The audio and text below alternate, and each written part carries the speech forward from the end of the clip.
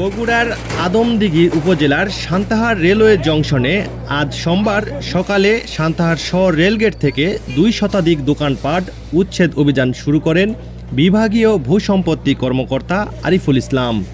Rail বিভাগ সূত্রে জানা গেছে, সান্তাহার রেলওয়ে স্টেশন এলাকায় অবৈধভাবে স্থাপনা নির্মাণ করে ব্যবসা করছেন অবৈধ দখলদাররা। এ সময় রেলের জায়গা অবৈধভাবে নির্মিত দোকানপাট উচ্ছেদ করা হয়।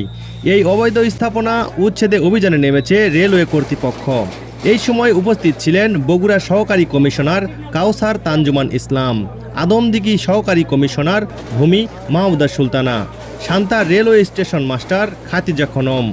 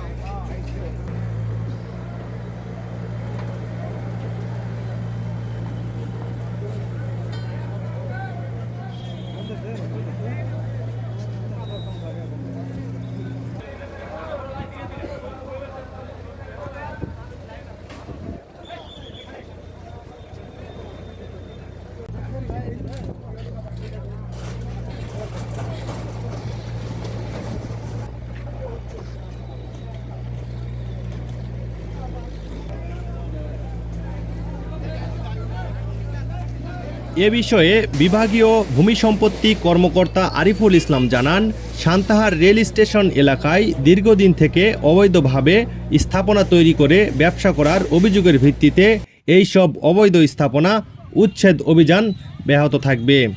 পবিত্র কুমার, আদমদীঘি, বগুড়া।